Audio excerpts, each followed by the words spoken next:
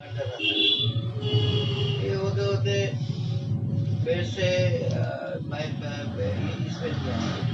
Ventilation 4 दिन 5 दिन बाद পশ্চিমবঙ্গে 4টি কেন্দ্রের উপনির্বাচনে তৃণমূলের সন্ত্রাসের জয় হয়েছে। ছাপ্পা ভোটের জয় হয়েছে বললেন দার্জিলিং জেলার সাংসদ রাজু বিস্ত। বুধবার সকালে শিলিগুড়ির প্রাক্তন মেয়র অশোক ভট্টাচার্যের সাথে দেখা করতে যান তিনি। উল্লেখ্য, সম্প্রতি অশোক ভট্টাচার্যের স্ত্রী বিয়োগ হয়েছে, মূলত তাকে সমবেদনা জানাতে গিয়েছিলেন সাংসদ। অশোক ভট্টাচার্যের বাড়ি থেকে বেরিয়ে সাংবাদিকদের মুখোমুখি হয়ে বলেন, বিধায়ক নির্বাচনে কোনো প্রার্থী 1,80,000 ভোটে জেতা তা কখনোই সম্ভব নয়। এর থেকে প্রমাণ হয় যে পশ্চিমবঙ্গের শাসক দল কিভাবে ছাপ্পা ভোট করিয়েছে, কিভাবে রাজ্য জুড়ে সন্ত্রাস তৈরি করেছে। উপনির্বাচনে যে হার আমাদের হয়েছে তা খুবই সাধারণ, এতে বিজেপির কোনো ক্ষতি হবে না। मगर बंगाल में चारों के चारों सीट में आपका पराजय हुआ है और नॉर्थ बंगाल में उदयन गुह मतलब इतना वोट से जीतने के रिकॉर्ड हो गया है, क्या कहें? देखिए, मुझे लगता है टीएमसी को इसमें बहुत ज़्यादा खुश होने की कोई आवश्यकता नहीं है। और जैसा आपने आसाम से शुरुआत किया है तो 5 में 5 बीजेपी जीती है। देश भर में बाई इलेक्शन 30 सीटों में हुई है, 15 से ज़्यादा सीटों में भारतीय जनता पार्टी की जीत हुई है। एक बात हमें ये भी ध्यान रखना चाहिए कि बाई इलेक्शन इन जनरल जिस स्टेट में जिसकी सरकार है उसके फेवर में ज़्यादातर रहता है। और जहाँ तक बंगाल की जीत को आप जो टीएमसी की जीत कह रहे हैं, मैं इसको नहीं मानता, इसको मैं नहीं स्वीकारता। कारण 1,80,000 85,000 से एमएलए सीट जीतना ये नामुमकिन है। अशोक दा के घर से निकला हूँ, जब अशोक दा पीक पे वोट लड़े थे, जब पूरे सिलीगुड़ी वासी उनको वोट दिए थे, मुझे लगता है वो 70-75 हजार वोटों से वो जीते थे। आज अगर टीएमसी ये क्लेम करती है कि 1,80,000 ज़्यादा मतों से जीते हैं, ये सिर्फ छप्पा मार के कारण जीत है, यह गुंडागर्दी की जीत है, यह अन्याय और अत्याचार की जीत है। और ऐसा ये महसूस हो रहा है कि लगातार जो है बंगाल के ऊपर में अन्याय, अत्याचार और टीएमसी का दुर्व्यवहार जो है वो एकदम पीक पे है। सर आपको देखिए, हम नॉर्थ बंगाल की तरफ से हमारी जो ऑब्जर्वेशन थे हमने पार्टी अध्यक्ष को भेज दी है। अब पार्टी का नेतृत्व क्या तय करेगा कि उनको आगे क्या करना है, ये पार्टी का नेतृत्व तय करेगा। मुझे लगता है उसमें हम कुछ भी बयान दें वो शायद उचित नहीं हो। सर आपको क्या लगता है बीजेपी टूट रहा है धीरे धीरे? देखिए, बीजेपी बिल्कुल नहीं टूट रहा है। विश्व की सबसे बड़ी पार्टी है, सबसे मजबूत पार्टी है। नॉर्थ बंगाल में सबसे मजबूती के साथ बीजेपी जीती है और आज भी खड़ी है। 2-4 लोग छोड़ के टीएमसी दूसरे पार्टियों में जाते हैं, ये मैं इसको एक साधारण मानता हूँ 2-3 कारणों से। देखिए, जो बीजेपी के साथ है वो बीजेपी के साथ उसकी आइडियोलॉजी के लिए है, नेशन फर्स्ट, पार्टी सेकेंड, और उसके बाद अगर कुछ समय बचा वो मेरा और मेरा परिवार का है। कुछ सेकेंड तो उनके लिए मुझे लगता है बीजेपी जो है उचित पार्टी नहीं है। ऐसे लोग 2-4 लोग अगर जाते हैं उससे कोई बिल्कुल 1% भी फर्क नहीं पड़ता। और जो बीजेपी के आइडियोलॉजी के साथ जुड़े हुए हैं वो बीजेपी के साथ एक होकर के हैं।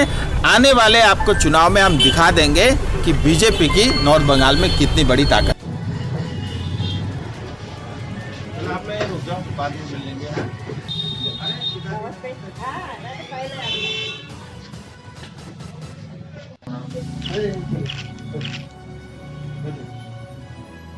बैठिए।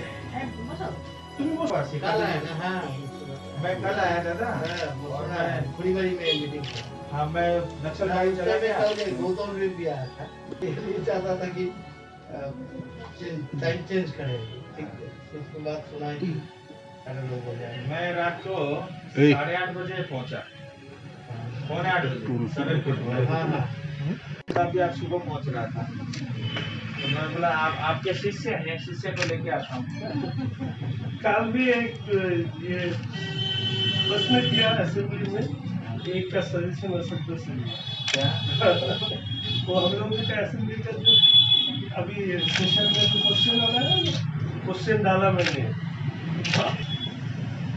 गवर्नमेंट डेट ठीक करता है तो उसको माने हैं in concentration with the government state government shall fix up the date of the election और वो रिकमेंड करेगा state election commission then state election commission will finalize. ये है कानून का भविष्य। तो इसमें तो सुना कि कब डेट के कब है बोल सकते दिसंबर। अभी इस समय मैं शंकरदा और शिखादी हम लोग सुखदा के घर उनसे मिलने आए। जैसा कि आप सब लोग जानते हैं रत्ना भट्टाचार्य जी वो अशोकदा की धर्मपत्नी थी, लेकिन सिलीगुड़ी वासियों के लिए वो मौसी थी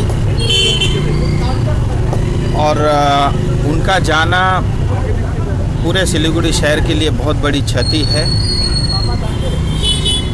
वो एक अच्छी गृहिणी तो थी, घर में जो भी आए और उनको बहुत समान रूप से, चाहे छोटा कार्यकर्ता हो या बड़े से बड़ा नेता हो, उन सब के लिए एक समान जैसा व्यवहार उनका रहता था और समाज सेवा में बहुत आगे रहती थी।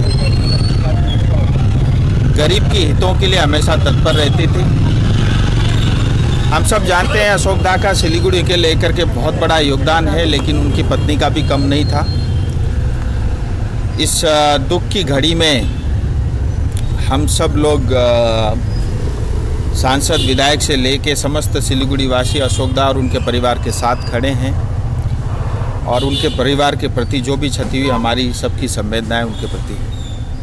सर कॉरपोरेशन के इलेक्शन के लिए क्या कहना है सर?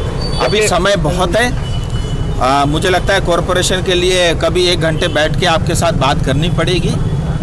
सिलीगुड़ी का जो पोटेंशियल है, जो क्षमता है, उसके हिसाब से सिलीगुड़ी में काम नहीं हुआ, ये सच्चाई है।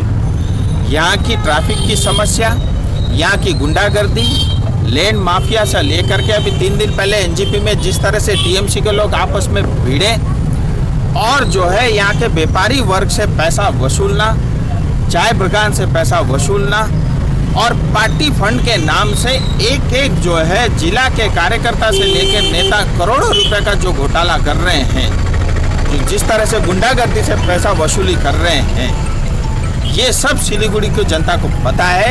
आप कॉरपोरेशन में आप देखिए टीएमसी की हार निश्चित होगी। सर लास्टली तैयारी रहता है भैया।